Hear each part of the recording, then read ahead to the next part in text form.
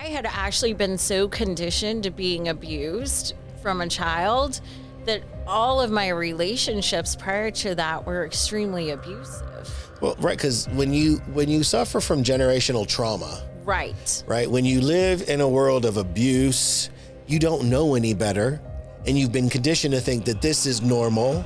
Right. This is all that you deserve. This is all that you're worth. Like, it's every phase of your psyche and your inner being is damaged. Everybody, whatever you're doing, if you're listening, driving, watching, stop and tune in, because this will get you. I've now been in 31 mental institutions in 17 years, and much of that has been involuntary. Hey, everybody, it is Mylo from the Mylo and Ben podcast, but Ben is busy today, so I have a special guest. So it's really Mylo and Friend. Yay. Longtime friend, Amber Rogers. Yay. So good to see you. Thank you for having me today. Yes, welcome to the couch. I love the couch. I've been on many. You know how many psychiatrists I've seen? Oh, well, listen, I thought we were going somewhere else with that. I've been there too, mental Mylo. wellness. Got it. Let me zone in. We got criticized the other day. My mom said, somebody asked me if all you talk about on the podcast is dick. I was like, did you tell him it's two gay men on the podcast? Oh my goodness, that's hilarious. I mean, there are other things we talk about. Right. Clearly, whoever was complaining was focused on the DICK. The one thing, right? Well, listen, if you're not getting enough, you're focused on it somewhere else. How about that? Oh, that's right. Anyway, moving on. Enough about them, more about you. I said I was going to name one of my chapters in my book, I'm Not a Slut. Why? That's not even, I would skip this. I would skip the chapter. You would skip that chapter. I'm not a slut. Great. What is this about? You'd be like, that's baking, boring. Religion. Not that there's anything wrong with baking or religion, but compared to reading slutty stories. Yeah. Yeah. I want the slutty stories while I'm eating the baked goods, and then I'll pray after for forgiveness. So maybe that's the chapter of the way the book should be, right? Yeah. Baking, slutty chapter, prayers. Except for religion. I don't bake, so. Oh, ordering Uber. There we go. There we go. That would fit better. So here's a little side note about Uber. They will cut you off from the discounts. Oh my goodness. Girl, when I tell you, listen, the Beverly Hills Housewives have nothing on the way I order at Uber. So I told Bruce earlier this week, I was like, yeah, they don't have any more 2-for-1 deals in none of the restaurants that we, normally order from. He's like, oh, that's so weird. So last night it was late. We were tired. I was like, we'll just order something. I'll find something, right? And he's looking on his phone with his Uber app. He's like, there's buy one, get one here and here. I said, you're lying. He's like, I'm not. So I said, look, and I showed him my Uber app. No, buy one, get one free. I used them all. They were like, the only coupons I have left are fucking grocery store coupons. Oh my goodness. So Uber can kiss all my ass because now I'm using my husband's buy one, get one free. Huh. I got one of my boyfriends kicked off Uber for life because... How do you get kicked off Uber? We made out in the back seat during the time. Oh, I'm thinking of Uber delivery. No. During when we were supposed to wear a mask, we didn't have our mask on, and we were making out, so he got kicked off for life. Again, somebody who's worried about other people. You're in the back seat. It's not like it'd be different if you were actually fornicating. Right. And even then, girl, get your O on. I don't even care. Like, I would charge you a cleaning fee. A cleaning fee? Yeah, I don't know what's on my seats, and I'm not cleaning it. So, yeah, I'm charging you a detail fee, but I'm not going to turn you in. There's too many people worried about too many other people's lives. Oh, isn't that the truth? I can't. Like, listen, I have the no-no zone is now what I call it. It's my personal space bubble. I have the no-no zone. And if you get too close to the no-no zone, you will find out. Fuck around and find out. Right. Other than that, I'm good. Like, I don't really care what other people do because it doesn't affect me. Well, more people should let people live their lives the way they want. And this is what I've always said about my friends or people, acquaintances, because I come across so many people. I've done business development for years. Well, you're not a slut. We've established this. Not slutty passing through. Well, I mean, according to my mother, I'm an alcoholic whore. But aside from that, so I always tell people, like, it's none of, if somebody comes up to me, is he straight or she's straight or what? I'm like, I don't care what they do in their bedroom. Like, it doesn't impact me, right? Yeah. So I agree with you. Too many people are worried about so many things about what that don't other affect people them. That don't affect them. I mean, one of my former hair clients said, "Oh, when are you going to come to London?" I said, "Girl, I can still get arrested for having sex in London." In England. She said, "Are you kidding?" I said, I didn't know that. Still on the books, honey. Sodomy is illegal. Not that that's all, again, not that that's what I'm talking about doing necessarily, but if they think, here's two gay men, the assumption is that's what's happening. How do I prove that I didn't do it? Right. I didn't know that. Crazy. So I'm very careful about where Bruce and I travel. Mm-hmm. Not because we're holding hands and making out in public. Like, that's not because I don't want any attention drawn to us just for being who we are. Right. We're already an older, somewhat attractive Hispanic male with a younger, Caucasian looking, man. So, if Bruce put out that, what is the symbol for help? 4 fingers in the band is back. Bruce starts waving his fingers. I'm going to jail. You're out. I'm done. So yeah, there's certain places he wants to go that are more beachy. Yeah. And I'm like, we're not going to Thailand, or Bora Bora has really severe, penalty. I'm like, I'm not doing it. Yeah. Because if they come knocking on the door in our beautiful ocean, hut, now what? Yeah. So we got to get two rooms with an adjoining door. Like, girl, I'm not doing all that. No. So the cruise that we've turned into cruiser, like, not cruisers. Calm down, people. It's not an open marriage. We're not cruising like that. We are, we like to cruise on ships, which is very not anything I thought I would enjoy. Oh, I love cruising. We love a good cruise. Like, it's peaceful. And I'm an Aries, like, I'm a fire sign, right? So the water's very calming. It's good. So, anywho. Well, all right. I loved cruising until I started working in yachting for a while when I was in Florida. And now I'm like, oh, here we go. I just want to be on a yacht in the middle of the ocean somewhere and, have your own staff, and you get to hire the staff, and, that can be really hot. So I worked in yachting for a while. I got to the top of that career. I was doing really, really well. And then I started dating one of our clients. You're not supposed to do that. Oh, I know. I learned that one the hard way. His chapter in the book is Blue Eyed Stranger. Oh, no. Now, what was the name of that reality show? I don't know if you ever saw it, because it was random that we found it. It's about yacht salespeople. Oh, goodness. I don't know if I know one about yacht sales, but I know really Below good. Deck. No. So this is in Florida. They are high, like, basically luxury, multi-million dollar yachts. Yeah. They sell They broker the deals. Right. One of the women was Russian, very well known, right? Then there was basically what I would call a party boy. I probably know some of them. Yeah, and then there was another woman who was breaking in, and a model who was trying to. It was a whole thing. It was really good. I guess they didn't bring it back, but I think I don't know if it's on Hulu, or I'll have to find it, or Prime maybe. It was good. They should have brought it back. It's an interesting world. It's just completely different than what you would think. Yeah. And I always say, like, if I would have known, I would have been astute from the beginning, because they travel the world. It's like being a flight attendant.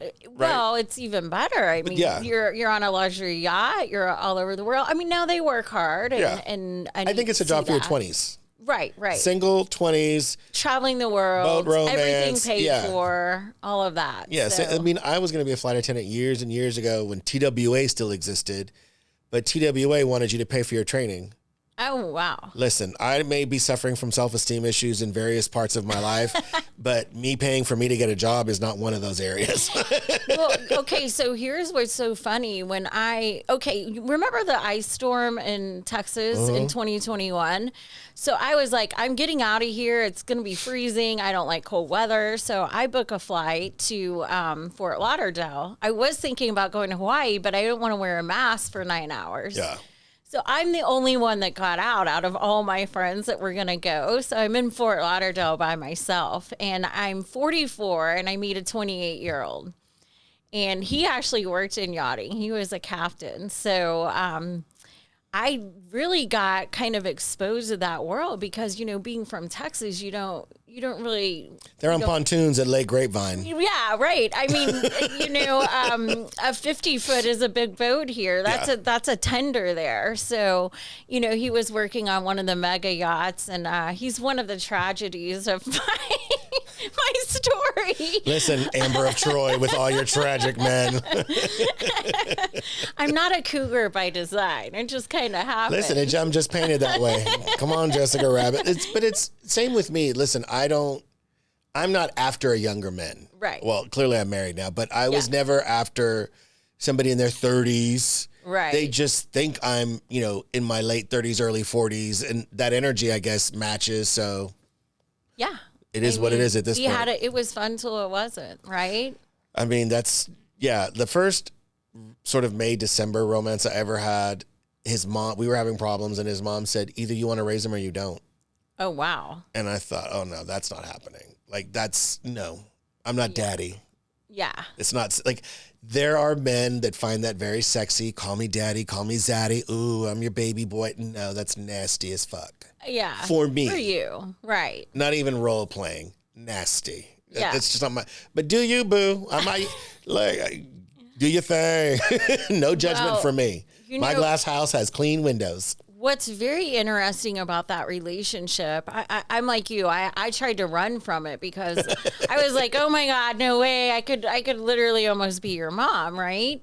But we ended up dating for 2 years, and he really became like the love of my life. It was really interesting. He's the first guy that I think was ever with me kind of in a lot of ways, the right reason, even though he wanted kids, which was very difficult for us and led to a lot of difficulties. But it was really a learning lesson for me on, what I actually want long term in a relationship, which is so weird because I was 44 at the time I met him. Yeah, but at 44 for a woman, you're just entering your spring. Even if you've lived a full life, biologically, your body's now hitting its peak. Well, maybe that had something to do for with sure. it. Like back in the day, people would all say, 40 is the new 20. 40 is 20. You're the second chapter of your life. Because middle-aged, right? People say, oh, you're middle-aged, Mylo. I'm 58. If I'm I didn't even know you were 58. But if I'm middle-aged, I'm living to be 116. I'm not middle-aged anymore. Oh my goodness. I'm like almost at the 3/4, mark on a gas tank. Like it's, so at 40, 50, this is it. Like you got to do it better than you did at the first half because you're in the second half. Well, something that I was so excited coming on the show because you talk about real topics, and what he helped me learn, and what I've just, over the past year learned is that I had actually been so conditioned to being abused from a child that all of my relationships prior to that were extremely abusive. Well, right, because when you suffer from generational trauma, right, when you live in a world of abuse, you don't know any better, and you've been conditioned to think that this is normal. Right. This is all that you deserve. This is all that you're worth. Like it's every phase of your psyche and your inner being is damaged. 100%. I grew up in a house, Mom, forgive me. My grandfather was having affairs. Mm-hmm. And in my mid-teens, I was, 14, 15, 16, 17. He was in the middle of an affair. My grandmother, they didn't speak. She slept on the couch. Oh my goodness. I slept on a pull-out couch, right?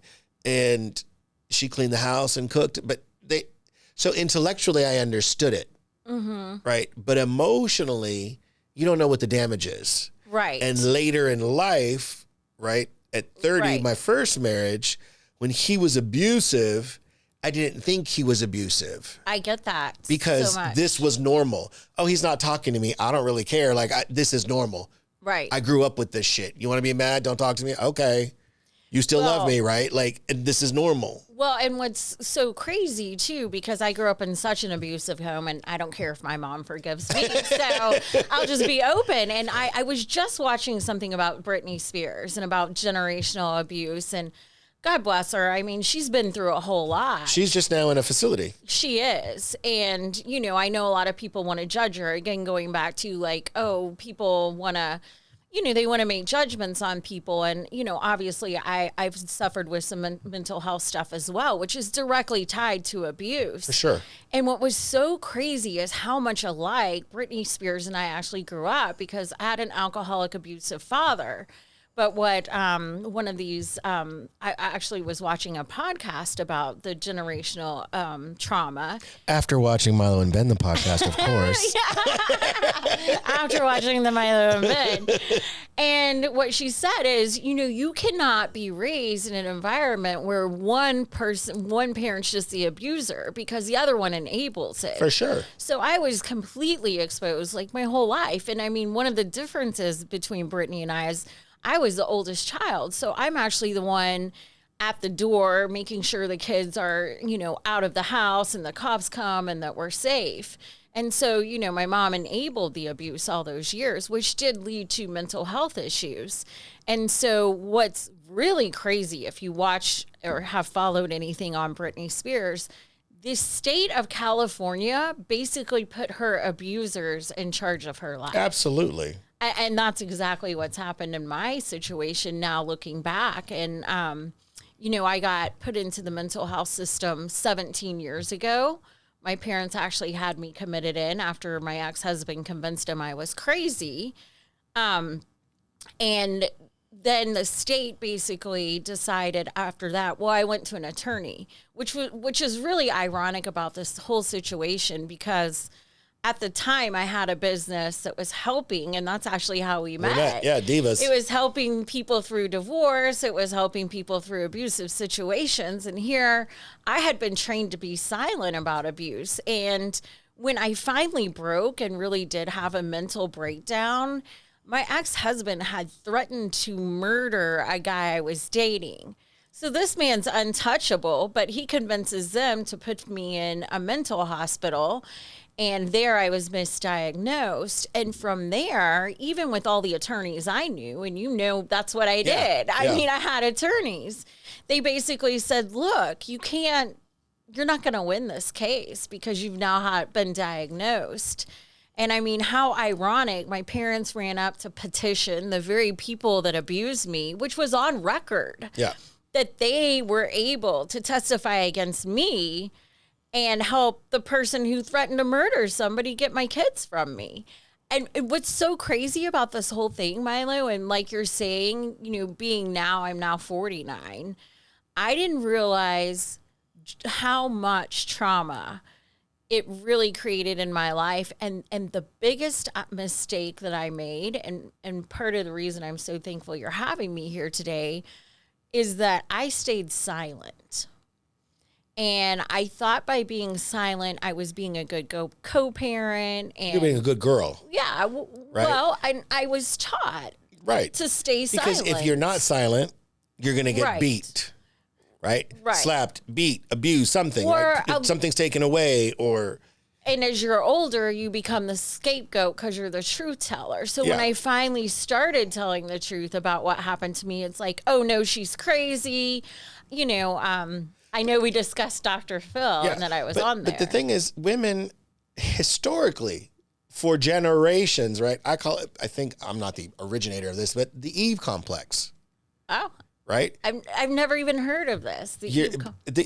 Listen, the world went amiss because of a woman. Oh, gotcha. She ate the apple. I get what you're saying. Right? It's the Eve complex. So every woman's dirty. Right? We all come from Adam. No, we don't. He didn't birth anybody. We come from Eve, motherfuckers.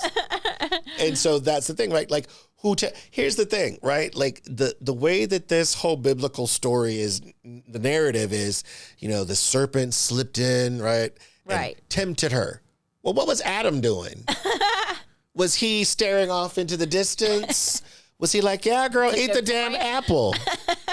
I don't want it. I'm not hungry. You do it. It's okay. He said it's okay. Like, was he encouraging her? Well, we don't know. Because fast forward hundreds of years, right? Right. What do men do? Even boys. Oh, right. Right? They encourage you.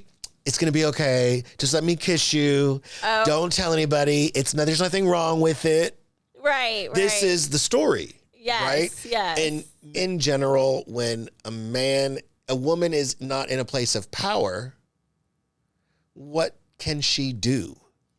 Right? There's nothing. She stays silent. You can thank Ashley Judd, right? Oh, yeah. For finally, or hate her for the Me Too movement, for finally saying, no, this is my story. This is what happened. Absolutely. And I'm going to talk about it because I've already suffered all of the abuse, right? And the mental breakdown and the name calling. Like, listen, and now all the women that have followed, right, speak not in jeopardy or fear of repercussion. They know it's a possibility, right? They do know. I mean, and look at what happened with Epstein and so many of his victims. Well, girl, listen, we go back to Dr. Phil first. Epstein's I didn't forget about it. Listen, but I had to talk about Eve. Sorry, Eve. Sorry, Mother Eve. So, yeah, you were on the Dr. Phil show, which, listen, I always tell everybody, my initials are MD, but I don't write prescriptions. Right. Okay. His name is Dr. Phil, and it's in name only. Okay, Doc, I got it. So did you, benefit? Well, what I'm going to say about that particular experience, and, that was 9 years ago. Before the Cash Me Outside girl. Well, and, yeah, right before. I was really close to that episode. Like the track record, right? Yeah. Like, oh, Lord. Yeah, if anybody benefited, it was her. She actually. Yeah, but then she ended up at 18, selling, and again, nothing wrong with what she did, but making $1 million a day because she took off her fucking clothes. Well, I didn't know how she ended up becoming, I think she's okay now, but. Yeah, she's a rapper now. I think she's, she struggles, but listen, we all would rather struggle with money than without it. Right, of course. So one thing that Dr. Phil said on that show, because I've actually recently watched it, I was approached to do a story about my life. So, watching that was kind of like important just to go back to revisit it. Yeah. And revisit it. And different perspective, different lens. One thing that he said is that the only way this works is if everybody on this stage is authentic. And my mom was, and to this day, is never willing to be authentic about what actually occurred. So her image or her version of the truth, she's so scared for that to be broken that she flat out lied and said Amber had a perfect childhood. I mean, let me ask you, Mylo. Number one, there were police reports that went back to my childhood since 1980 showing that there were cops there constantly. I was raped at 14. The guy who raped me murdered my best friend. She was missing for 2 years. The violence in my home was so bad, I moved out at 15, and my mom basically sat on his stage and said she had a perfect childhood. Now, does that sound like a perfect childhood? It's not a perfect childhood, but what's more interesting is you've got somebody inauthentic leading the authentic cry, and where's the research? Because clearly, like you said, there's documentation. There was documentation, and, I can't really talk on that because I don't know if the producers just didn't give it to Dr. Phil or why that documentation was not provided. Well, TV shows exist for ratings, right? Well, and honestly, he's here nor there to me at this juncture in my life. There was some good treatment that came from it when I went to Origins, but that was something that was also super interesting. Origins is where he sent me in Florida, which is part of the reason I ended up back in Florida. And, here I am supposed to be like the best treatment in the world, and they were really focused on addiction. And I'm the queen of self-medicating. I can tell you this, but my true addiction was men and getting unconditional love.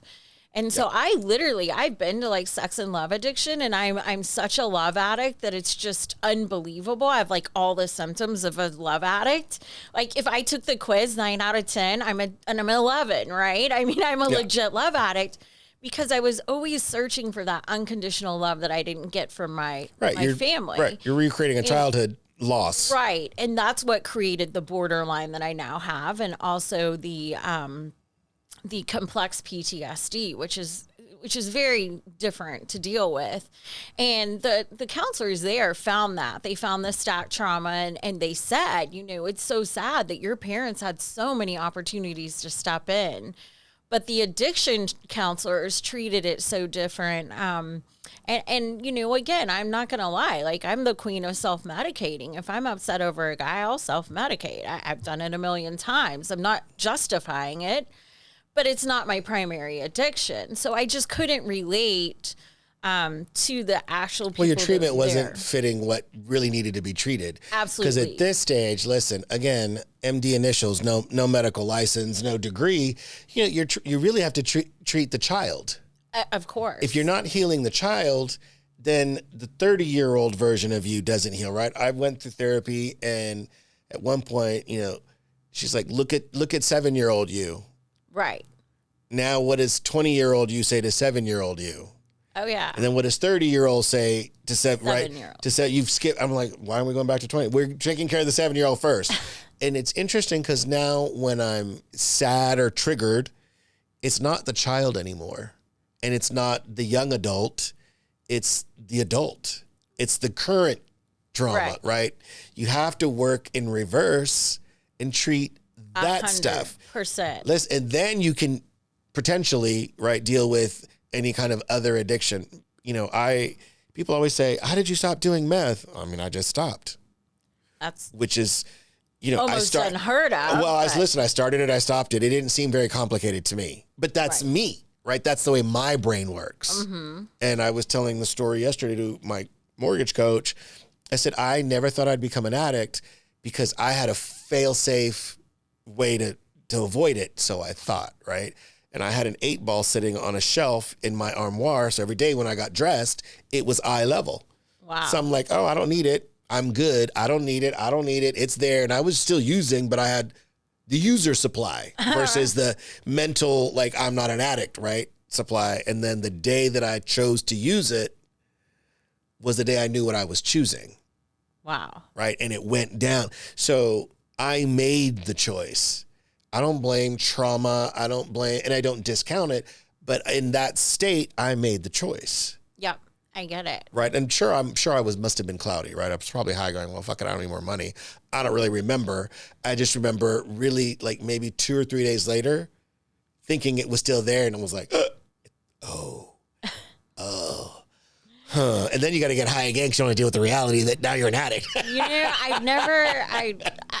I've been prescribed Adderall, which I hear is a lot like meth. But literally. I've never done anything that wasn't prescription like that for me. And I'll tell you, I love Adderall. Like still to this day, if a doctor would give me Adderall, I'll take Adderall, right? But watching, true addiction and you're lucky, by the way, that for sure, especially with, meth, again, I just couldn't relate because, and not that it's not tragic. I mean, it is very tragic. And I wholly believe that I completely believe it's a disease. Well, your story is your story, your illness or your journey to wellness, which I would prefer, right? Right. Journey to wellness. Your journey to wellness is different than everybody else's. And doctors, so that show House, did you ever watch House? No, I didn't. So I watched a few episodes of House. His name is Hugh Laurie. He's an English actor. Of course, he didn't have an accent on the show, so that was always a surprise.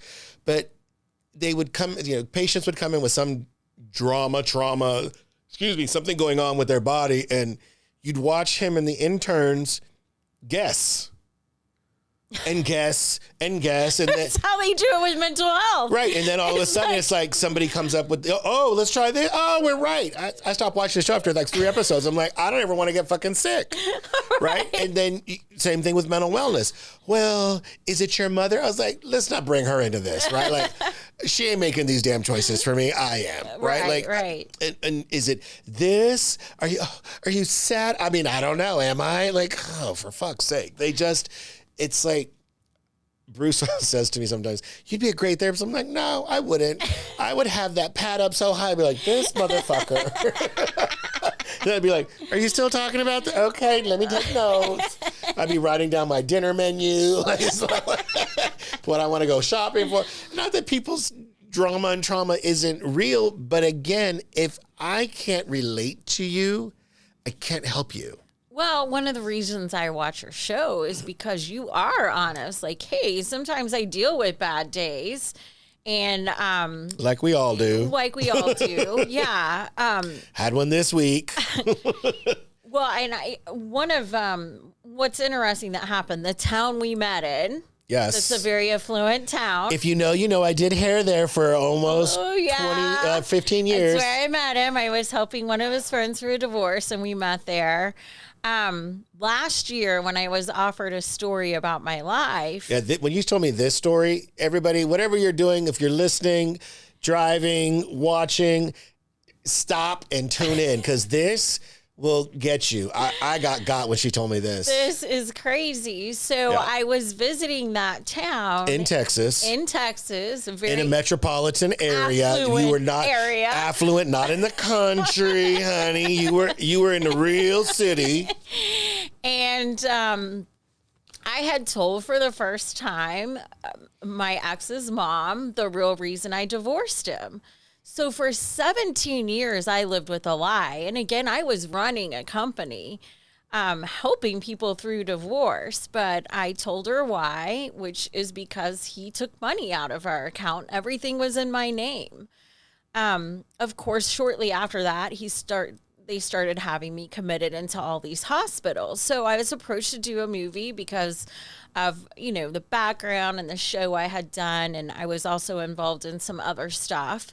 And so I'm in this affluent town and I'm taking a walk. I was very much in love. I had another young boyfriend, but just a cougar prowl in the jungle, honey. It was just a cougar problem. Great guy. He was actually autistic. He had some interesting stuff going on too. But anyways, in fact, they said we might even do a story about him after yours because they really wanted one about mental health. So I'm taking a walk. I'm having a great day. My phone had died and the cops roll up.